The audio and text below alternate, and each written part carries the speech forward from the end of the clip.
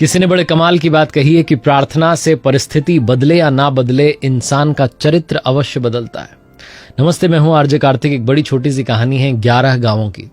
एक पंचायत में 11 गांव थे और दुर्भाग्य से उन 11 गांवों में पिछले कई सालों से सूखा पड़ रहा था।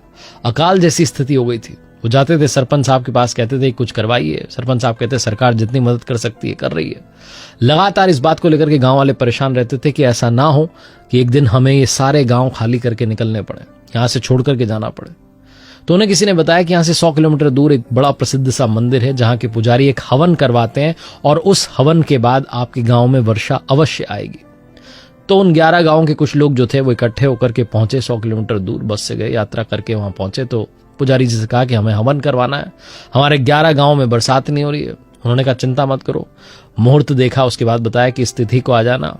आप हर एक गांव से एक एक व्यक्ति को भेजना जो उस गांव का प्रतिनिधित्व करे। 11 लोगों को भेजना, शगुन के 11 रहेंगे, हम साथ में जो है हवन करेंगे और आपके 11 गांवों में बरसात आएगी। 11 लोग जो थे उन 11 गांवों से तैयार होकर के जो तिथि बताई गई थी, जो डेट डिसाइडेड थी, उस दिन पहुंच गए मंदिर। 100 किलोमीटर दूर था, ट्रैवल करके। पुजारी जी ने सबका स्वागत किया। उन 11 लोगों में से एक व्यक्ति पर पुजारी जी की विशेष नजर थी, बार बार उसको देख रहे थे। हवन संपूर्ण हुआ। उसके बाद पुजारी जी ने कहा कि एक बात मैं आपसे कहना चाहता हूं कि प्रभु प्रसन्न तो हुए हैं, लेकिन सिर्फ एक गांव पर। सब चौंक गए कि किस पर प्रसन्न हुए हैं। तो पुजारी जी ने कहा सिर्फ इन भाई साहब पर प्रसन्न हुए हैं। वो जो बाकी के 10 थे उन्होंने पूछा कि हमने ऐसा क्या किया, हमने भी जो है बहुत श्रद्धा से हवन किया, हमने भी पूरी जो है भक्ति दिखाई है, पूरे भाव दिखाए हैं।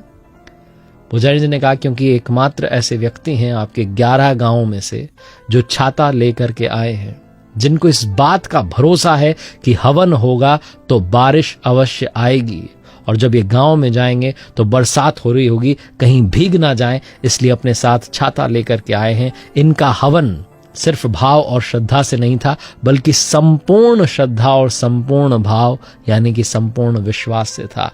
आप 10 के मन में ऐसा कोई भाव नहीं था। आपको तो लगा कि किसी ने बोला है, चले जाते हैं पंडित जी के पास, पुजारी जी के पास, वो हवन करवा देंगे, बारिश होगी तो हो जाएगी, नहीं होगी तो कोई बात नहीं।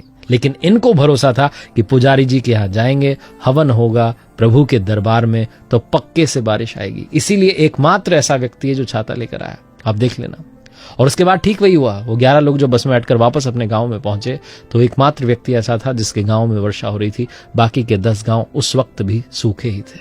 बहुत छोटी सी कहानी है जिसका सार ये बताता है कि अगर आपके अंदर संपूर्ण विश्वास है, अगर आपके अंदर संपूर्ण श्रद्धा है, तभी कमाल होगा। हम में से बहुत सारे लोग मंदिर तक तो जाते हैं लेकिन छाता ले जाना भूल जाते हैं। हम उनके दरबार में तो जाते हैं, प्रार्थना लेकर के तो जाते हैं, लेकिन भरोसा नहीं होता। अंदर ही अंदर कमजोर होते हैं, सोच रहे होते हैं पता नहीं काम होगा भी कि नहीं होगा। जब तक आप यही सोचते रहेंगे कि होगा भी कि नहीं होगा, कंफ्यूजन में रहेंगे, अधर झूल में रहेंगे, आपका काम अटक जाएगा। जिस दिन आपने अपने मनोबल को बढ़ा लिया उसी दिन कृपा आने लगेगी, क्योंकि भरोसा बाहर जगे उससे पहले अंदर जगाना पड़ता है। एक बार फिर से वही बात जो अक्सर आपसे कहता हूं, कर दिखाओ कुछ ऐसा कि दुनिया करना चाहे आपके जैसा। दोस्तों, मैंने अपनी नई वेबसाइट लॉन्च की है जिसका URL है www.rjkartik.in। पर्सनालिटी डेवलपमेंट, कैसे पर्सनालिटी को डेवलप करें और स्ट्रेस को कैसे मैनेज करें, 2 कमाल के कोर्सेज लॉन्च किए हैं। आप जाकर के उन्हें देख सकते हैं। अगर आप कुछ अच्छा सुन रहे हैं तो माय FM सुन रहे हैं, चलो अच्छा सुनते हैं।